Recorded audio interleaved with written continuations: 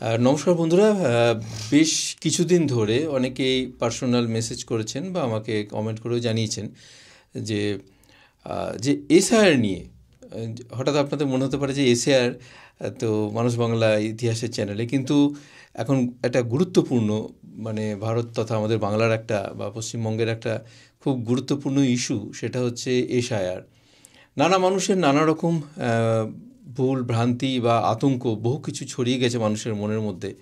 তো সেই জায়গা কিছুটা হয়তো আজকের যে ভিডিওটা আপনাদের জন্য আপনাদের অনুরোধে করতে চলেছি যে সম্পূর্ণ এশায় সংক্রান্ত ব্যাপারটা নিয়ে, যাতে আপনাদের মধ্যে সেই আতঙ্কটা কিছুটা হলেও অন্তত দূর করতে পারি, যে ভুল ধারণা ভুল ভ্রান্তি যা কিছু হচ্ছে হোক না। তো আমি পাশে পেয়েছি আজকে এই বিষয়টা, শুধু আমি একা আলোচনাটা করব না আপনার সাথে।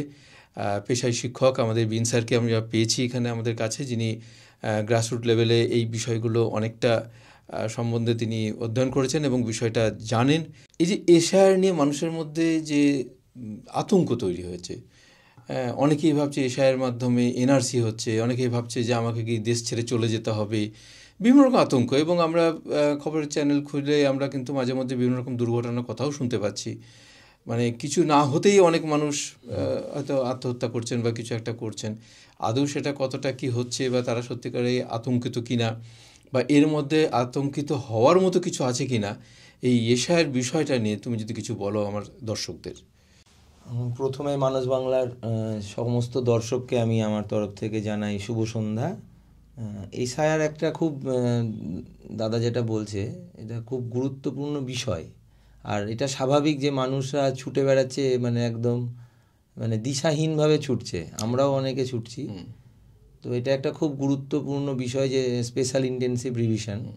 তো এখানে নাগরিকত্বের একটা প্রশ্ন চলে আসছে যে আমরা এই দেশের নাগরিক না আমরা কোন দেশের নাগরিক, বা আমরা সঠিক তথ্য যদি না দিতে পারি তাহলে আমরা কোথায় যাব, কি হবে আমাদের ভবিষ্যৎ। মানুষ না, আমার সেখানেই প্রশ্ন যে একটা মানুষের মধ্যে ধারণা তৈরি হয়েছে, ধারণা সঠিক ভুল আমি কথাটা যাচ্ছি না, একদম যে এটা এক ধরনের এনআরসির একটা পদক্ষেপ বা এর মাধ্যমে এনআরসিও করা হচ্ছে। আদৌ কি এশায়ের সঙ্গে এনআরসির কোনো সম্পর্ক আছে? এসআইআর আর এনআরসি এক নয়, প্রথমে এটা ক্লিয়ার করি। এসআইআরটা হচ্ছে একদম রিভিশন হচ্ছে, মানে আমাদের যে ভোটার তালিকা নাগরিকত্বর যে ব্যাপারগুলো আছে, আমরা নাগরিক যাচাইকরণ, একদম যাচাইকরণ। রিভিশন যেমন হয় আমরা পড়ে নিয়েছি, পড়া পরীক্ষার আগে আবার রিভাইজ করি, সেই ধরনের রিভিশন হচ্ছে। এবার এটা যেহেতু হঠাৎ এসেছে, আবহাওয়া অন্যরকম, সেই জন্য অনেকে এনআরসি ভাবছে বা ডিটেনশন ক্যাম্প এইসব ভেবে নিচ্ছে, কিন্তু এসআইআর আর এনআরসি না, একদমই মানে আদৌ কিছু হয়নি, কিন্তু আতঙ্কে ভুগছেন যে আমাকে কাগজপত্র নেই, আমাকে হয়তো দেশ ছেড়ে চলে যেতে হবে, হ্যাঁ, বা আমাকে হয়তো কোনো ক্যাম্পে বন্দি করে রাখবে, আমি বাড়ির লোকের সঙ্গে যোগাযোগ থাকবে না, এরকম নানাজন মরছে। আর কিছু গুজব রটছে, এইটাও আমি বলবো তোমার চ্যানেলের মাধ্যমে যে এই গুজবে কান দেবেন না। সরকার কিভাবে বলছে, সরকার, রাজ্য সরকার, কেন্দ্র সরকার কি বলছে, সেইগুলো নিয়ে আপনারা ঠান্ডা মাথায়, বিএলও যাবে বাড়িতে, আধিকারিকরা যাবে, তাদের সাথে আলোচনা করে আপনারা পদক্ষেপগুলো গ্রহণ করুন। তাহলে একদম পরিষ্কার কথা যে এসআইআর হলো একটা ভোটার, যারা বৈধ ভোটার, তাদের একদম যাচাইকরণ হচ্ছে। মানে আমরা প্রায় শুনি, আমার ব্যক্তিগত অভিজ্ঞতাও আছে, যে মৃত মানুষ ভোট দিয়ে যাচ্ছে, একদম, বা এই নিয়ে অনেক মজার মজার চুটকিও আছে। হ্যাঁ, যে ঠাকুমা মারা গেছে, শুনলাম এসছে, প্রত্যেক বছর ভোটের সময় তিনি আসেন, ভোট দিয়ে যান, এরকম মজার মজার চুটকিও আছে। তো সেই মৃত ভোটারদের বা ভুয়ো ভোটারদের, মানে অথচ এমনও দেখা গেছে কেউ হয়তো চাকরি সূত্রে অন্য জায়গায় আছে, সে আসতে পারেনি, কিন্তু তার ভোটটা পড়ে গেছে। এই ধরনের ঘটনাগুলো আমরা নিউজ চ্যানেলগুলোর মাধ্যমে দেখি বা সংবাদপত্রে আমরা দেখতে পাই। সুতরাং সেই ভুয়ো ভোটারটাকে বাদ দেওয়ার একটা পদ্ধতি হলো আমাদের এসআইআর, এটা পরিষ্কার। এর সঙ্গে এনআরসির কোনো সম্পর্ক নেই বা দেশ ছাড়ার কোনো সম্পর্ক নেই। যদি সঠিক সে বৈধ ভোটার হয়, আমাদের দেশের নাগরিক হয়, তার আতঙ্কিত হওয়ার কোনো কারণ নেই। এইবার এই নাগরিক হবে মানে তিনি নাগরিকত্বের প্রমাণটা কোন কোন ডকুমেন্টের মাধ্যমে তিনি দেবেন? মেন হচ্ছে যদি 2002 এসআইআর হয়েছিল লাস্ট, সেই 2002 যদি তার নামটা ওঠে, তাহলে সেখানেও একটা প্রুভ হচ্ছে যে আমি এই নাগরিকত্ব 2002 এসআইআর ইন্টেনসিভ রিভিশনে আমি তখন অংশ নিয়েছিলাম, আমার নাম উঠেছে, মানে আমি ক্লিয়ার। এবার সে যদি অন্য কোনো রাজ্যে থাকে, যেমন বিহার, মহারাষ্ট্র, গুজরাট, কাজের জন্য বাইরে আছে, ব্যাঙ্গালোর, সেখানে যে এসআইআর যে বছরে হয়েছিল, দেখা গেলো ওখানে 2003 হয়েছে, কোথাও হয়েছে 2005 হয়েছে, তাহলে সেই ডকুমেন্টটা সে দেবে, কারণ ওটা আমাদের ভারতবর্ষেরই একটা রাজ্য, আমাদের দেশের একটা অঙ্গ, সেখানের এসআইআরটাও দেখাবে যে আমি সেই এসআইআরে ছিলাম, তাহলে আমি সেই সময় মানে ওখানে এক্সিস্ট করছিলাম। তার যে এসআইয়ের যে ফর্মটা তিনি ফিল আপ করছেন, সেই ফিল আপের সঙ্গে যিনি বৈধ নাগরিক, তার ভোটারটা সবই আছে, তাহলে তাকে কি কোনো ডকুমেন্ট দিতে হবে না শুধু ফর্ম? ডকুমেন্ট আছে ওখানে, যদি মানে 87 আগে জন্ম হয় বা কী হয়, আমি সেগুলো বলছি তোমাকে বিষয়গুলো ডিটেলসে। সেটা হচ্ছে যে ভারতে যদি 1/7/1987 সালের আগে জন্মগ্রহণকারী কেউ হয়, তাহলে জন্ম তারিখ অথবা জন্মস্থানের প্রমাণস্বরূপ নিম্নোক্ত যে তালিকা আমাদের সরকার দিয়েছে সেইগুলো জমা দিতে হবে। এবার সেটা কি হচ্ছে, 1/7/1987 এবং 2/12/2004 মধ্যে জন্মগ্রহণকারী, 87 থেকে 2004, জন্ম তারিখ এবং জন্মস্থানের প্রমাণস্বরূপ তালিকার যে কোনো একটা নথি দিতে হবে, যেটাতে প্রমাণ হবে যে আমি এই ডেটে জন্মেছি, মানে ইন্ডিকেট করবে যে 1987 সালের আগে তিনি ভারতে জন্মেছে বা 2004 মধ্যে। আচ্ছা, ভারতে 2/12/2004 পর যারা জন্মগ্রহণ করেছে তাদের নিম্নোক্ত তালিকার একটা নথি দিতে হবে, যে তালিকাটা আমি বলছি তোমায়। আর হচ্ছে কি, ভারতের বাইরে যদি বিদেশে অবস্থিত কেউ, দূতাবাসের কর্মী বা কোনো কাজে ছিল বাইরে, তারা যদি জন্মগ্রহণ করে, তাহলে তাদের সেই সময়ের একটা শংসাপত্র দিতে হবে, যেটা জেনুইন ডকুমেন্ট। সেই নথিগুলো কি, 12টা নথি আমাদের দিয়েছে, সেই নথিগুলো জমা দিতে হবে। তার একটি সংক্ষিপ্ত তালিকা আমি বলছি তোমার দর্শকদের। নিজের বাবার ও মায়ের কথা যদি ওপরে উল্লেখ করা থাকে, তাহলে প্রত্যেকের জন্য আলাদা আলাদা স্বপ্রত্যায়িত নথি জমা দিতে হবে।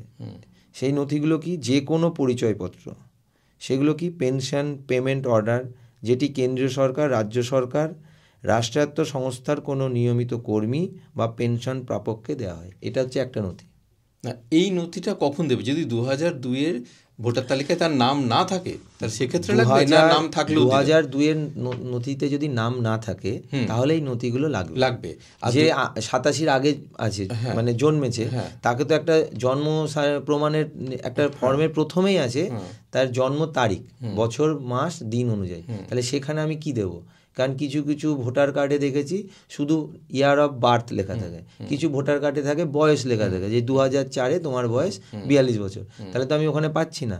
আবার যারা আগে জন্মেছে তাদের তখন জন্ম সার্টিফিকেট অত ইস্যু হতো না। না, কিন্তু আমার মূল কনসার্ন যে জায়গাটায় 2002-এ যদি নাম থাকে, তাহলেও কি তাকে না 2002-এর নাম থাক, সে তো সেইখানটাও ইন্ডিকেট করবে যে আমার 2002-এর নাম আছে, এই আমার এপিক নাম্বার, আমি এই সিরিয়ালে আছি, এই বিধানসভায় আমি ভোট দিয়েছিলাম, সেটা তো ওখানে হলো। কিন্তু আদার যেগুলো, তুমি জন্মেছো কবে, আচ্ছা, কবে, আদার যে ডকুমেন্ট, সেগুলো লাগবে। হ্যাঁ, ফর্মে তো সেগুলো আছে। আচ্ছা, নাম থাকলেও এগুলো লাগবে। হ্যাঁ, নাম থাকলেও ওগুলো তোমাকে দিতে হবে। সে মোটামুটি সবাই দিতে পারবে। তো সেই ফর্মের যেগুলো আছে, একটা তো তোমার পরিচয়পত্র, যদি কেউ পেনশন প্রাপক হয় রাজ্য সরকারের বা কেন্দ্র সরকারের, তাহলে তাদের যে ডকুমেন্টগুলো থাকে, সার্ভিস বুক থাকে, সেগুলোতে একটা লেখা থাকে, সে জবেই চাকরি করুক সেখানে একটা ডকুমেন্ট থাকে। যে কোনো পরিচয়পত্র, শংসাপত্র, নথি যেটা 1/7/1987 পূর্বে সরকার, স্থানীয় কর্তৃপক্ষ, ব্যাংক, ডাকঘর, ভারতীয় জীবন বীমা নিগম, রাষ্ট্রায়ত্ত সংস্থা কর্তৃক প্রদত্ত। মেন হচ্ছে 1987 আগে যারা, তা 1987 পর মানে মোটামুটি বার্থ সার্টিফিকেট আছে, এটা আমরা ধরে নিয়েছি, রাজ্য সরকার, কেন্দ্র সরকার এটা ধরেছে। 87 আগে যারা, যে তুমি যেমন, আমি যেমন, আমরা 87 আগে জন্মেছি, তাহলে আমাদের এইগুলো লাগবে, যে আমরা রাষ্ট্রায়ত্ত সংস্থার কোনো একটা শংসাপত্র, ডাকঘরে আমরা যেগুলো লাগে। আমি যদি আমার এখানে আধার ভোটার প্যান কোনো কাজ করবে না? না, আধার ভোটার প্যানের কোনো বিষয় নেই, প্যানটা কাজ করবে, কারণ প্যান তো ইস্যু হয়, তুমি যদি পেনশন হোল্ডার হও, তুমি যদি সার্ভিস করতে, আধারটা না, আধারটা ওইভাবে। ভোটার কার্ডে যদি ডেট অফ বার্থ দেওয়া, ভোটার কার্ডে ডেট অফ বার্থ খুব রেয়ার, আমার যেমন আছে, হ্যাঁ তুমি দেবে, তাহলে ওটাই ভোটার কার্ড দেবে। এখানে আরো যদি আমার পাসপোর্ট থাকে, হ্যাঁ পাসপোর্ট দেবে, আমি আসছি পরে সেই পয়েন্টে। 3 নম্বর পয়েন্ট হচ্ছে উপযুক্ত কর্তৃপক্ষ কর্তৃক প্রদত্ত জন্মের শংসাপত্র। উপযুক্ত কর্তৃপক্ষ মানে ধরো তুমি হসপিটালের সিএমওইস দিল, আমাদের সময় তো বার্থ সার্টিফিকেট ছিল না, আমাদের সময় মাধ্যমিকের অ্যাডমিট বা এই অ্যাডমিটের গুরুত্ব আছে, অ্যাডমিটের গুরুত্ব আছে, সেখানে আমাদের ডেট অফ বার্থ আমাদের লেখা আছে, অ্যাডমিটের গুরুত্ব আছে। হ্যাঁ, এবার যদি তোমার আরো শংসাপত্র লাগে তাহলে উপযুক্ত কর্তৃপক্ষ, মানে তুমি যে স্কুলে পড়তে সেই স্কুলের অ্যাডমিট দিলে, অনেকের দেখা যায় বন্যা হলো, বন্যাতে তোমার মানে ভেসে গেছে, তাহলে সে সেই স্কুলের HM এর কাছে গেলে, এখন প্রেজেন্ট যে সে তার চেয়ারের মানে ইয়েতে রেখে ও সে সার্টিফিকেট সার্টিফাই দ্যাট এই ছেলেটা পড়েছে। বা সেক্ষেত্রে কি কোর্টের এফিডেভিট কাজে লাগতে পারে? না, কোর্টের এফিডেভিট তাহলে ফার্স্ট ক্লাস ম্যাজিস্ট্রেট বা যারা মানে এক্সিকিউটিভ ম্যাজিস্ট্রেট তাদের যে এফিডেভিট আছে সেটাও একটা নথি, যেগুলো যেহেতু ওরা সরকারকে রিপ্রেজেন্ট করছে, সরকারি আধিকারিক আমলা। আচ্ছা, তোমার হচ্ছে পাসপোর্ট বলছিলে, পাসপোর্টটা হচ্ছে পাসপোর্টে যেমন ডেট অফ বার্থ থেকে শুরু করে সমস্ত কিছু দেওয়া থাকে। পাসপোর্ট অনেকে দিচ্ছে এখন, একটা ফ্যাশন আমি যেটা দেখলাম কিছু বাড়িতে গিয়ে, যে তার হয়তো সব কিছু আছে তাও বলছে আমার তো পাসপোর্ট আছে, মানে ওটা ইস্যু। অ্যাকচুয়ালি পাসপোর্টটা তো ইস্যুই হচ্ছে না, তার মধ্যে আধার থাকে, প্যান থাকে, ভোটার থাকে, সমস্ত ডকুমেন্টের ভিত্তিতে হচ্ছে, এবং পুলিশ ভেরিফিকেশন হয়ে তবে পাসপোর্ট ইস্যু হয় আইবি থেকে, এবং সে পুলিশ ভেরিফিকেশন করার সময় ডেট অফ বার্থের ডকুমেন্ট নিয়ে ভেরিফিকেশন হচ্ছে, ওই জন্য পাসপোর্টটা ভ্যালিড। আমার মনে হয় পাসপোর্টটাকে, পাসপোর্ট তো আছেই। এবার যাদের পাসপোর্ট নেই, আমাদের এই ভারতবর্ষে তো পাসপোর্ট হোল্ডারের সংখ্যা খুবই কম, তাহলে আমাকে ভাবতে হবে বেশি সংখ্যক যারা। এবার তোমার উপযুক্ত কর্তৃপক্ষ কর্তৃক যদি শংসাপত্র, ধরো আমি কোনো হসপিটালে জন্মেছিলাম বা আমি সেই সময় সেই হসপিটাল থেকে যদি আমি পাই, বা আদার স্কুল যেটা তোমাকে বললাম, আচ্ছা, স্বীকৃত পর্ষদ বিশ্ববিদ্যালয় কর্তৃক প্রদত্ত ম্যাট্রিকুলেশন শিক্ষাগত যোগ্যতার শংসাপত্র, যেটা তুমি এখনই বললে যে আমাদের মাধ্যমিকের সময় যেটা লেখা থাকতো, এটা একটা গুরুত্বপূর্ণ। রাজ্যের উপযুক্ত কর্তৃপক্ষ কর্তৃক প্রদত্ত স্থায়ী বাসস্থানের শংসাপত্র, স্থায়ী বাসস্থানের শংসাপত্র, রেসিডেন্সিয়াল সার্টিফিকেট আমরা পেয়ে যাব। পঞ্চায়েত প্রধান যদি সার্টিফিকেট দেয়, না এটা হচ্ছে সেখানে, তাহলে বিডিও সেই প্রধানের সার্টিফিকেটটা নিয়ে সে ইস্যু করবে যে আমি এখানে স্থায়ী বাসস্থান করছি এতদিন ধরে, তাহলে সেই ইয়েটা কিন্তু প্রধান বা পঞ্চায়েত সমিতির করলে সেটা অতটা গ্রাহ্য হবে না। তারপর হচ্ছে বনভূমি আধিকারিক শংসাপত্র, যারা বনাঞ্চলের দিকে থাকে, কিছু আদিবাসী ভাই বোনেরা আছে, ওখানে দেখা যাচ্ছে তারা তো অতটা পিছিয়ে পড়া একটু, তাহলে তারা কার কাছে নেবে? বনভূমি আধিকারিক শংসাপত্র লিখে দেবে যে আমি চিনি আমার এখানে 30 বছর ধরে এই বংশটা আছে বা এই জেনারেশনটা আছে, সেরকম করে একটা শংসাপত্র, সেটা অথেন্টিক শংসাপত্র। আচ্ছা, এর সাথে তোমার হবে উপযুক্ত মানে কর্তৃপক্ষ কর্তৃক অনগ্রসর সম্প্রদায়, তপশিলি জাতি, উপজাতি বা অন্য মানে যারা অনগ্রসর জাতি আছে তাদের শংসাপত্র, SC ST OBC তাদের যে শংসাপত্র, সেটা ইস্যু কবে হয়েছে সেই শংসাপত্রটাও যদি রাখে, সেটাও একটা ভ্যালিড ডকুমেন্ট। দেখা গেলো আমি আমার বাবার শংসাপত্র দেখাচ্ছি যে আমার বাবার শংসাপত্র 80-তে ইস্যু হয়েছে, আমি সেটা দেখে আমি আবার নিজে করেছি, তাহলে ওটা একটা ভ্যালিড, যে আমি 80 সালে শংসাপত্র বাবার দেখাচ্ছি, তাহলে বাবা সেই সময় ছিল বলেই সরকার কর্তৃক এই শংসাপত্রটা পেয়েছে। তারপরে তোমার হচ্ছে নাগরিকের জাতীয় রেজিস্টার, মানে এটা যেখানে যেখানে প্রযোজ্য, জাতীয় রেজিস্টার সব জায়গায় অ্যাভেলেবেল না। রাজ্য স্থানীয় কর্তৃপক্ষের দ্বারা তৈরি পারিবারিক রেজিস্টার, এগুলো পারিবারিক রেজিস্টার আমাদের যেটা জনগণনা হয়, এটাও একটা যে সেই সময় যদি কাগজ আনতে পারে, কারণ এখানে যে কোনো একটা কাগজ আনতে হবে, সবগুলো আনতে হবে না। তোমার কোনো জমি বাড়ি যে বরাদ্দ করে সরকার কর্তৃক যে জমি দেয়, আগে আমরা শুনেছিলাম যে তোমার যারা রিফিউজি থাকতো তাদের বরাদ্দ করেছে। এখানে একটু থামাচ্ছি, মানে এই কাগজটা হচ্ছে যে আমি এখানকার বাসিন্দা, একদম, মানে আমার যদি কতদিন থেকে আছি, কতদিন থেকে আছি, এটা 2002-এর নাম যাদের নেই তাদের জন্য বলছো না?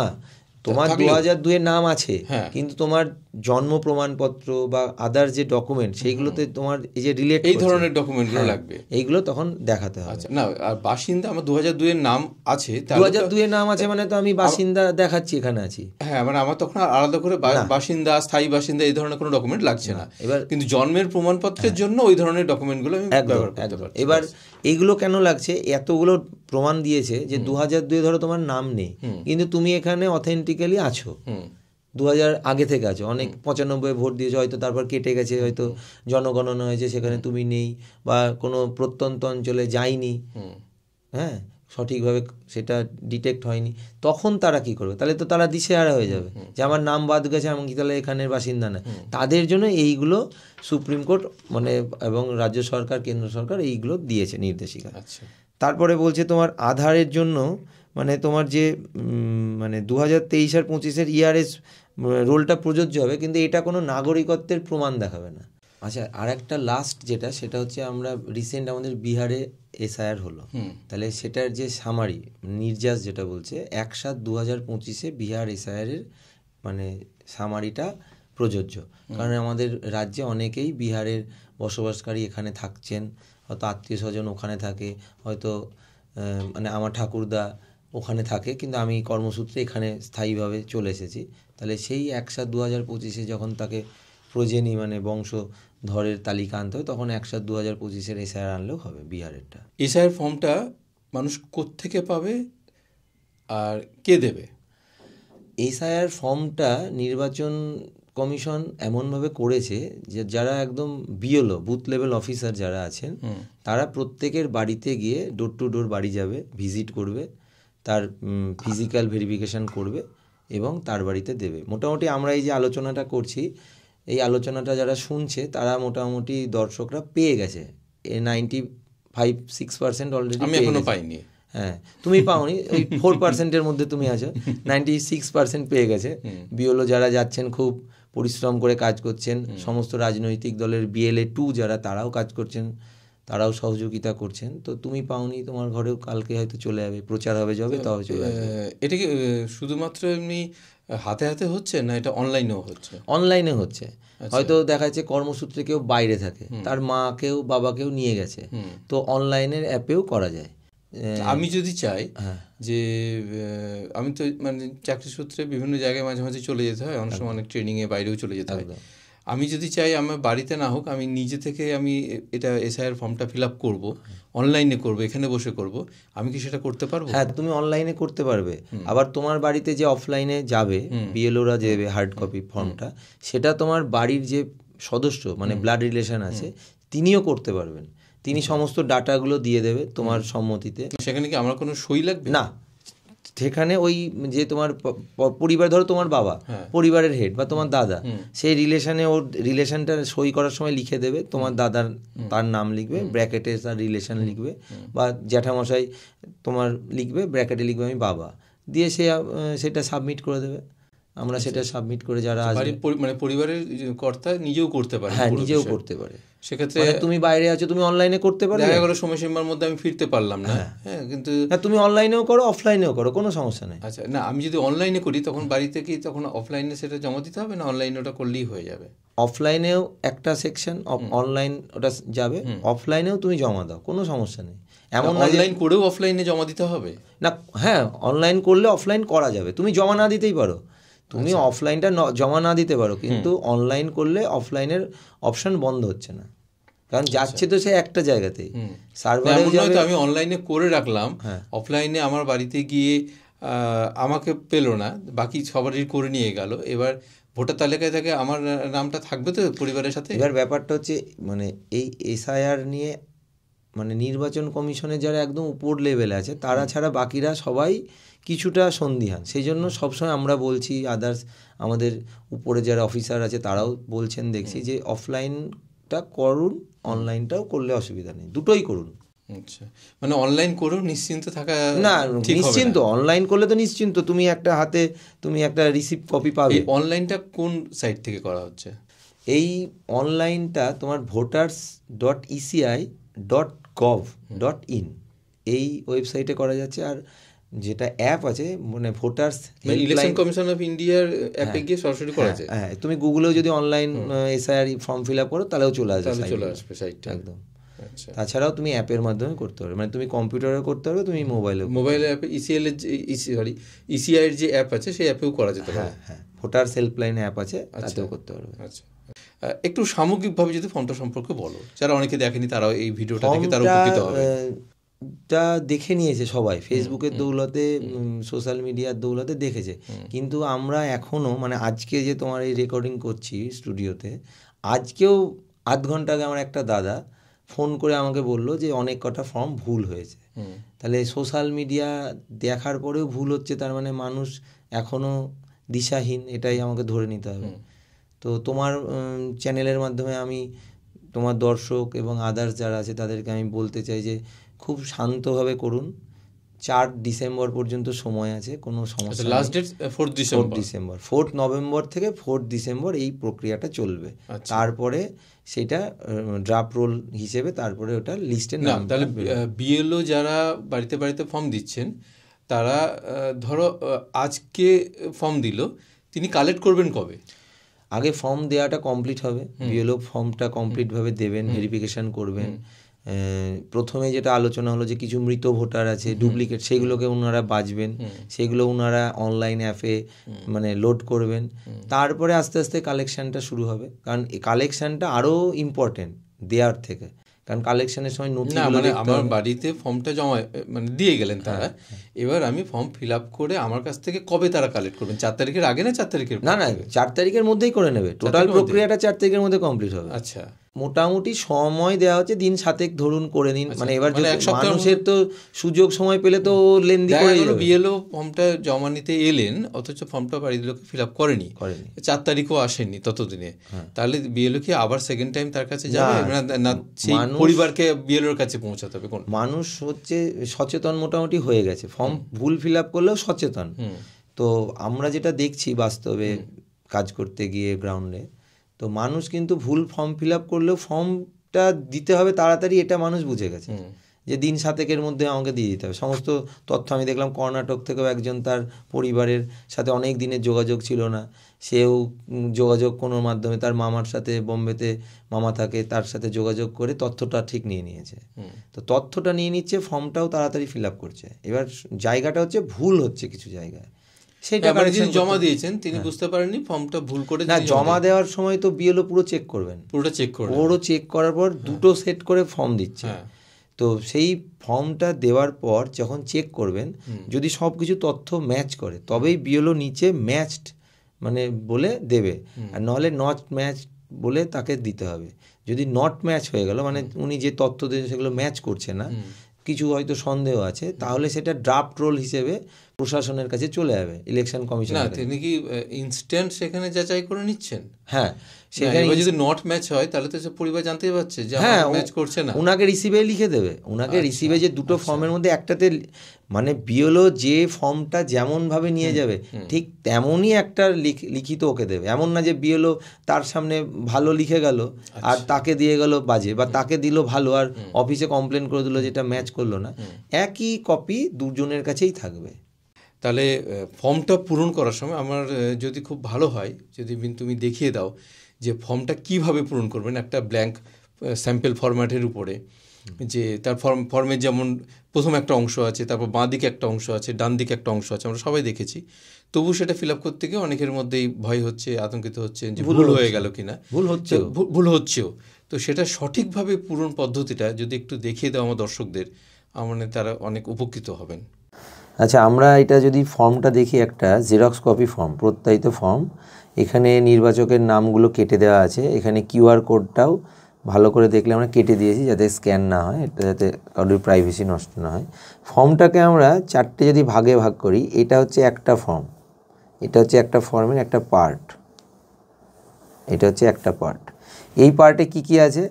এই পার্টে এখানে নির্বাচকের নাম, এপিক নাম্বার, এখন 2025-এ চেঞ্জ হতেও পারে, ঠিকানা, আর তারপরেই আছে কি ক্রমিক নাম্বার, কোন পার্টে অংশ, এবং সিরিয়াল নাম্বার, এবং কোন বিধানসভায় ভোটার তিনি এবং কোথায় ভোট দেন, এটা প্রিন্ট আউট করেই ইলেকশন কমিশন পাঠিয়ে দিচ্ছে। ঠিক তারপরে আছে একটা কিউআর কোড, যে কিউআর কোডটা বিএলও স্ক্যান করবে ফর্ম দেওয়ার সময়, এবং সমস্ত নথি আপনারাও বিএলও অ্যাপের মাধ্যমে দেখতে পারবেন। ঠিক তারপরে আছে কি এখানে একটা ছবি থাকবে, যেটা আগে থেকেই সার্ভার থেকে নিয়ে দেবে। তারপরে যে অংশটা, এই অংশটা, এখানে একটা সাম্প্রতিক ছবি সাঁটাতে হবে। ছবিটা একটা নির্দেশ এসেছে না সাঁটালেও হবে, কিন্তু আমি বলবো ছবিটা সাঁটিয়ে দেবেন, যার ব্যাকগ্রাউন্ডটা যেন হালকা হয়, সাদা হলেই ভালো, আর কালার ছবি, পাসপোর্ট সাইজ, মুখের পোর্শনটা যেন বেশি থাকে, বডি পোর্শনটা অল্প দিয়ে মুখটাই বেশি, যাতে স্ক্যান করলে ওটা হবে। বিএলও ওটা কিন্তু অ্যাপে স্ক্যান করবে, সেজন্য মুখটা বড় থাকলেই হবে। এটা হলো প্রথম অংশ।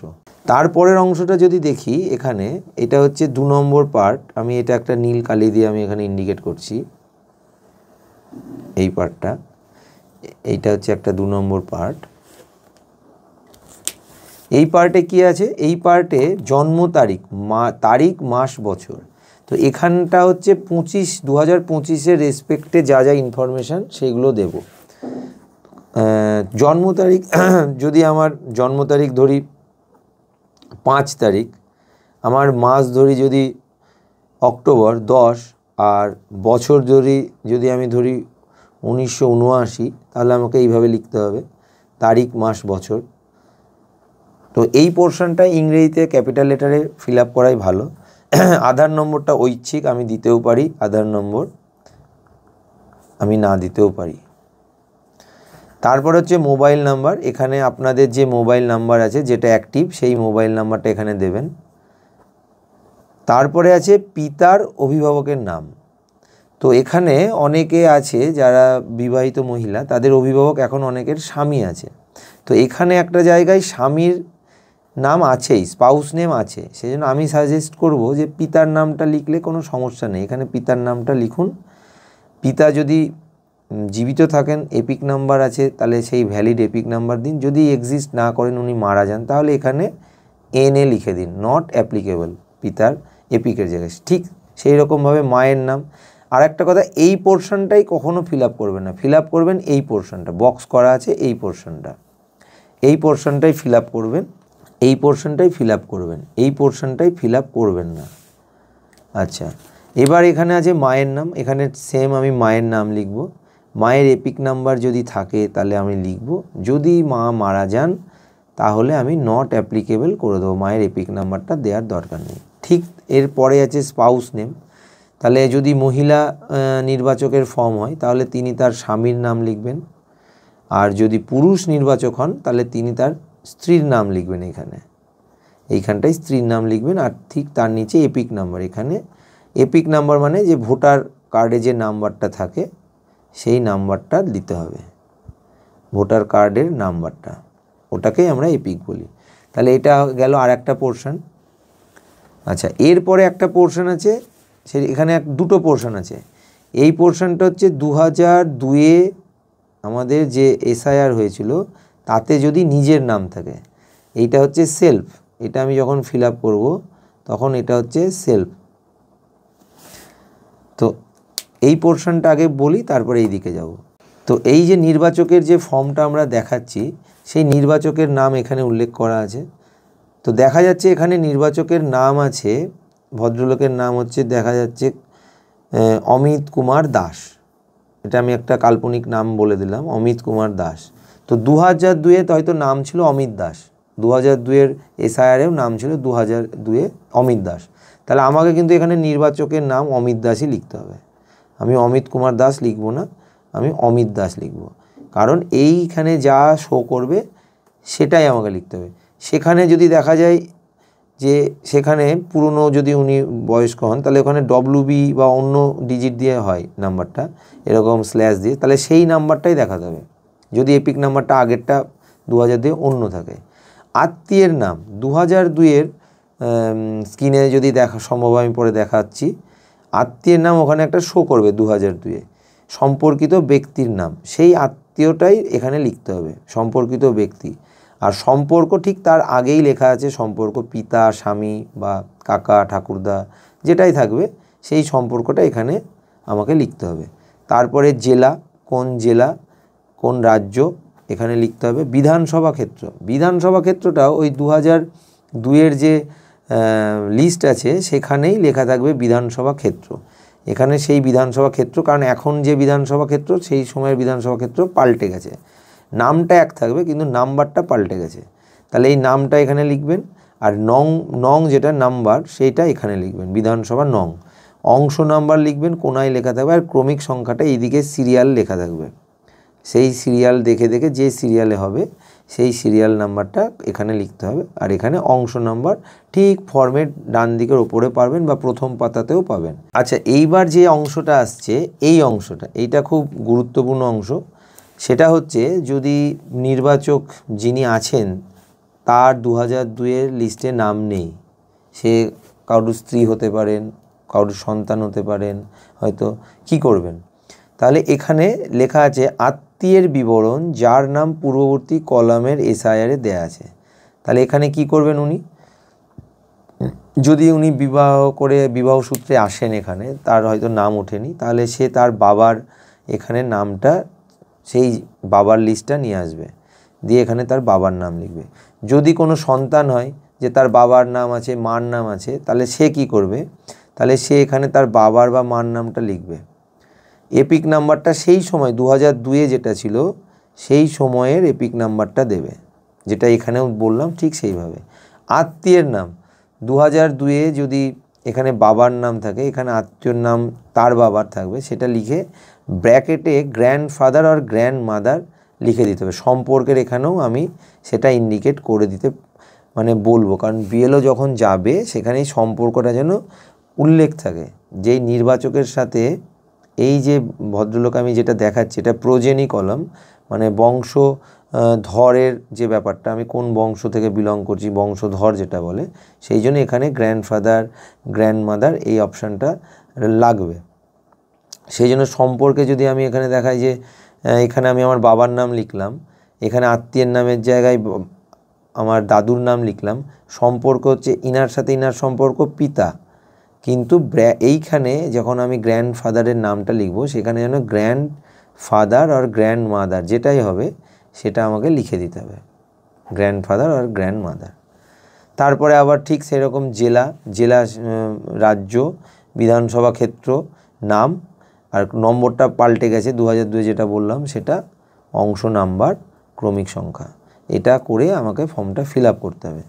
আচ্ছা, এইবার এখানে ফর্মের ঠিক নিচে 3টে ডিক্লারেশন আছে, সেই ডিক্লারেশনটায় সব কিছু বলা হচ্ছে যে আমি সমস্ত তথ্য সত্য দিচ্ছি এবং আদার্স অনেক কিছু।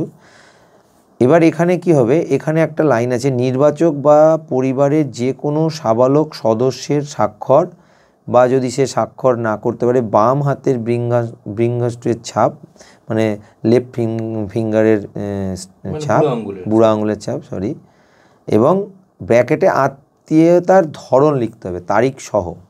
তার যদি তার বাড়ির ফ্যামিলি মেম্বারের কেউ বাইরে থাকে, তাহলে সেখানে পরিবারের যে সদস্য আছে, সাবালক সদস্য, ফ্যামিলি হেড, সে এখানে ফর্মটা ফিল আপ করে সেখানে তার নামটাও সিগনেচার করতে পারে, ব্র্যাকেটে তার কি রিলেশান সেটা লিখতে পারে।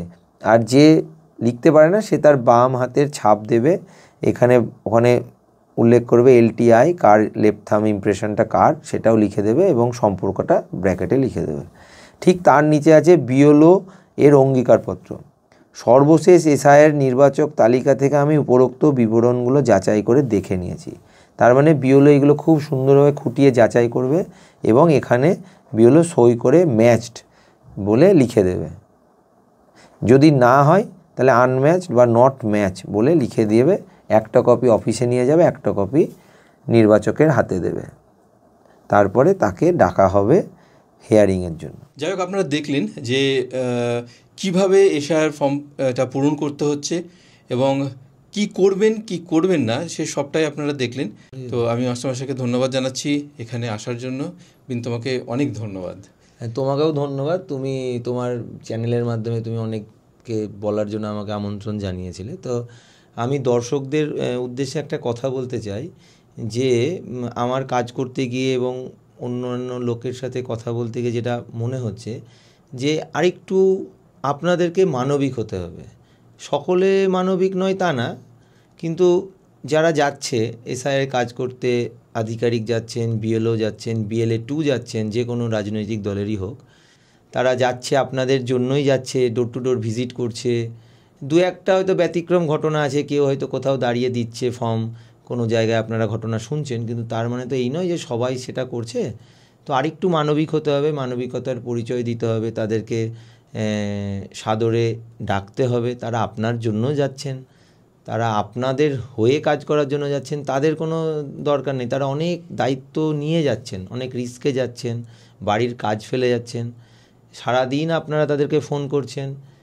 দিনে হয়তো আগে যদি কোনো ভদ্রলোকের 10টা ফোন আসতো, এখন তাদের হয়তো 150, 200, 300 ফোন আসছে, সেটা তারা ভালোভাবে অ্যাটেন্ড করছেন।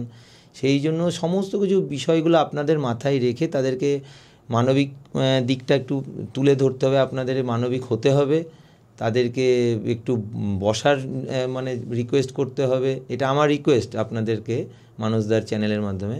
অন্তত একটু জল অফার করুন, যে আপনারা রোদে রোদে ঘুরছেন, এ করছেন, একটু জল খান, একটু ধীরে সুস্থে বসে ফর্মটা আমাদের বুঝিয়ে দিন।